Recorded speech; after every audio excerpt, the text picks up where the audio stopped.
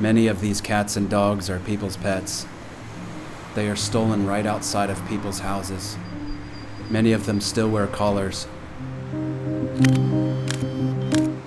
They're put into crowded cages by the roadside, under the sun, and in slaughterhouses, where they observe violence all day until the inevitable happens.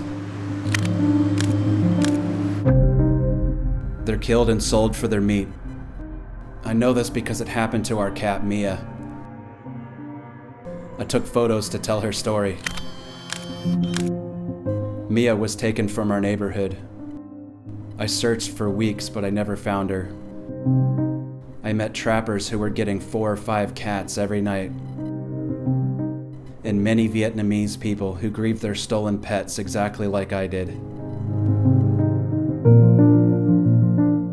You can help. Don't look away. Share with others. Together we can end the trade.